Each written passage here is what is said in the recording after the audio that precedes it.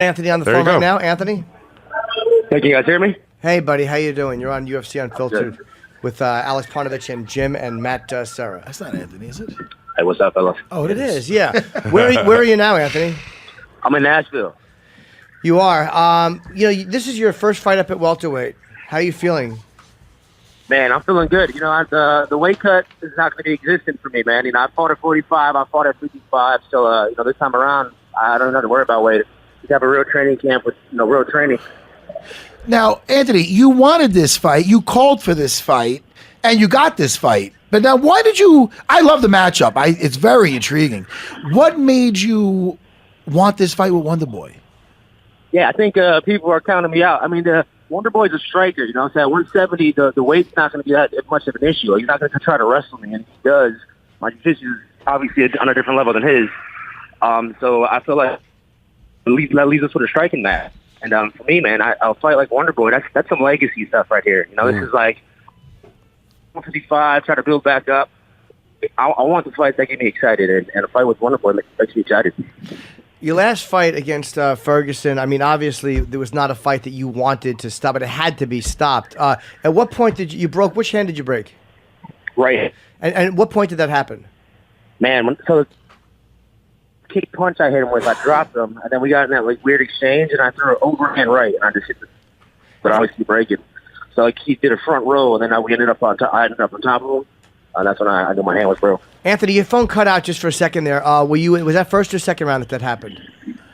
I think it was the second round when I dropped him. When I hit him with the overhand right, the big overhand right, after the kick punch, he did a front roll, and I hit him with an overhand right, and when we ended up on the ground, that was the punch that broke my hand. Well, that was an extremely entertaining fight, and everybody knew why it had to be stopped, and everyone hated to see it stop. Was there something in that weight cut that made you want to go up after that? Because you were still in contention after that fight. I mean, it was such a great showing. Even though you didn't win it, I still say you were right up there for a shot. Yeah, no, I just think the division's kind of at a standstill, man. You got a lot of guys that are in front of me that got to figure out what's next. So, for me, I want to stay active. I want to stay busy, and I'm not going to wait for the right fight. I'm just going to take fights. You're not waiting for anything to happen. And he was the logical one because you figured it would be a stand-up fight. Most definitely, yeah. And, I mean, obviously, it's a fan favorite fight. I mean, it's going to be a fun fight. Yeah, it will. You guys are both very popular. You're both very liked, and you're both really dynamic guys to watch. Now, what about this matchup with Jose Aldo? I mean, he has looked incredible in his last couple of fights. And let's just say that you do have you get what you want against Wonderboy.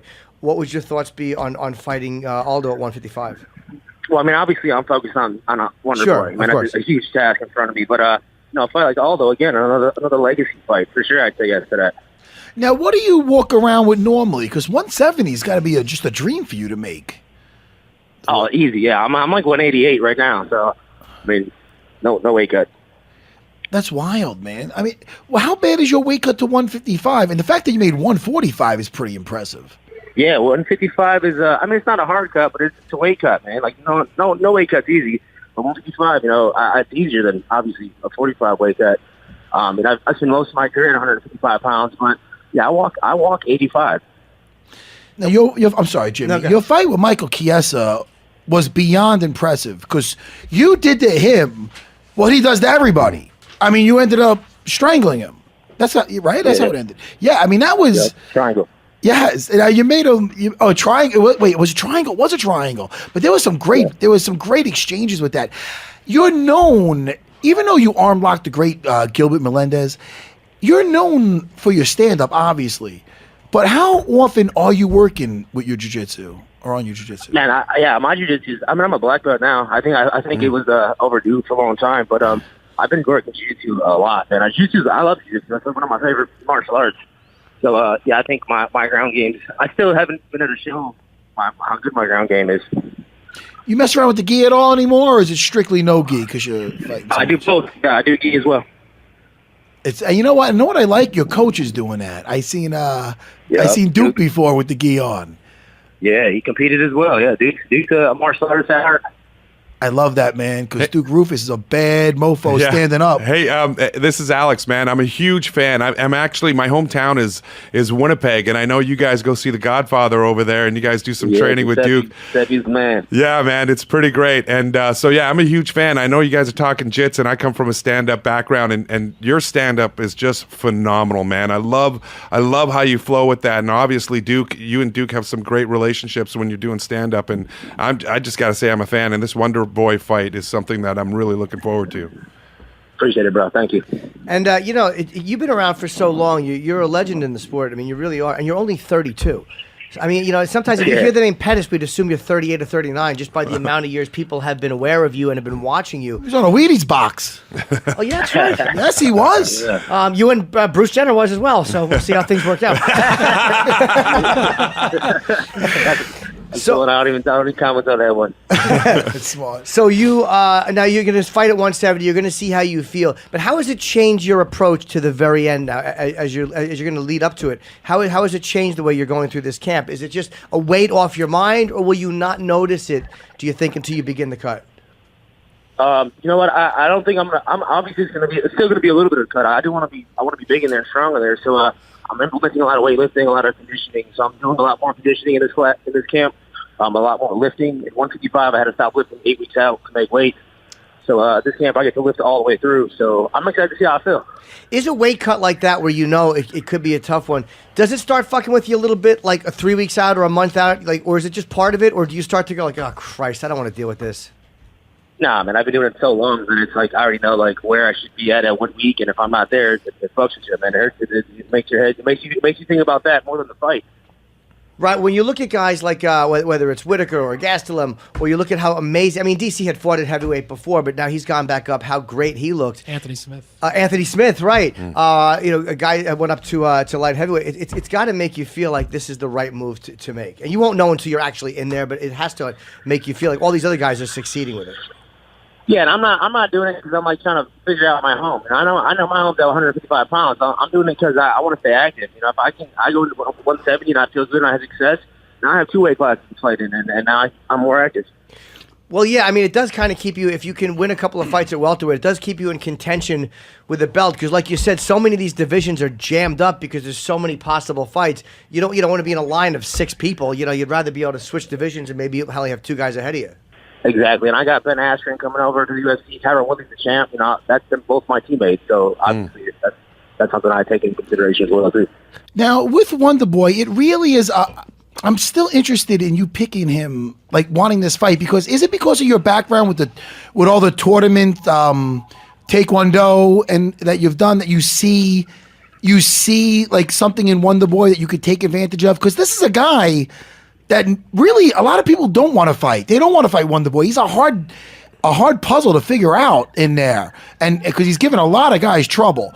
So yeah, I mean, I grew up where he's comfortable is where I live. You know, like he's comfortable at range. He keeps the range. We both adapted our styles to fight wrestlers. So that's how you see the caution, you know, in our striking. But now that caution's out of there, so it's just a stand-up war. I want to go in there and test my stand-up skills. I feel like I'm one of the best strikers in mixed martial arts.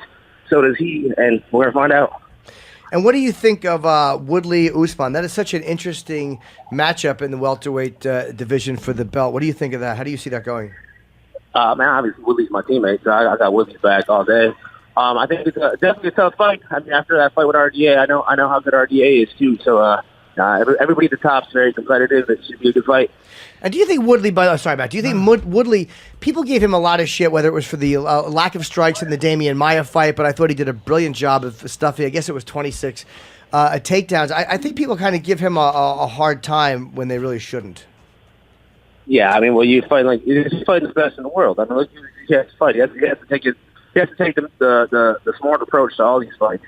And I think with his skill set, he's only getting better with his stand-up. On wrestling with good boxing like that, that's a tough skill set to beat. No, I was just going to ask. It's a stupid question, but I was just thinking about it. He's the champ. He's always there with you guys, with Duke Rufus, for his camps. What is he still repping American Top Team? What the fuck is that about? I'm not sure. I don't know. He's in Milwaukee now, so I'm not sure what he's repping. All right. Whatever gets him to be the champ, man. I mean, It's true. Yeah, he's gonna have to be selfish for that right now. He can't be thinking about Yeah, no, he's got to carry that flag though for Duke Rufus. I'm with you guys. Right? I'm gonna tell Dan Lambert. I don't know what the fuck's going on, but he's always with. All I know is I don't see Dan Lambert in his corner. I see fucking Duke. Yeah, Duke. Duke's the man. Hey, man, look, good luck. This is, you're fighting Wonderboy. It's the main event, UFC Nashville, March the 23rd on ESPN+. We love watching you fight, Yeah, and man. I'm really looking forward to watching this, seeing you at welterweight and seeing how you feel without that weight cut. So good luck, Anthony. It's always good talking to you. Yeah, Anthony. Appreciate it. All right, take care, man. All right, fellas. Bye. Take care, man. He's a good dude. Yeah, he's man. great. Guy, man. And that He's a good fight, guy. I'm really looking forward to. When I first heard about that, I'm like, is that fight going to happen? Are they going to make it? And I love the UFC for that reason. This is why and boxing is fun. I've said this 1,000 times. I'm a broken record idiot. But the fucking boxing would make you wait 6 years for that fight. I totally agree. Fucking, hey, Jimmy, the language. Pettis goes on Twitter, hey, Wonder Boy, hey, let's fight. Okay. Yeah. 3 months Yeah. later, they're fucking fighting. And I'm a huge boxing fan. I think boxing has a resurgence right now, but I wish that would happen more. I wish people would call each other out, knowing that that's the fight that'll give them each a name, and let's make that fight. I mean, the Wilder Fury. I went to that fight, man.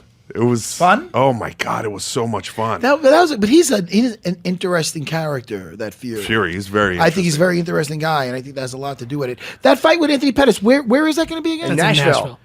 He's down there now, he said. Yeah, Yeah. That's great. Why is he there so early? Nashville. I don't know. Maybe he's just getting March maybe he's 23rd. like checking out a gym or something that he's Right. going to train at when he's down there. Who knows? or doing some press or press, something. yeah. Oh, by the way, you know I'm going to be with Aljo in a week or so, so I'm Yes. not going to be here that following Yeah, we'll Monday. tell you. All right. we'll Well, talk I like to talk about it Well, fresh. because it's President's Day too, so we got to figure out scheduling. And All right. Oh, I might be gone. I know. So that we week. got. I know. We'll We'll figure You guys something out. who's running the show? I know, Well, I it really don't is a know. clusterfuck. Well, people like us. And from talking to the CM Punk earlier, and when he's going to be, what is he going to be, like a... Announcer for... an announcer. And he said it's all in the preparation. Now I know why I suck at this job. You don't suck at I this gotta. job. Do I suck at this job? No, you don't. No, you're great, man.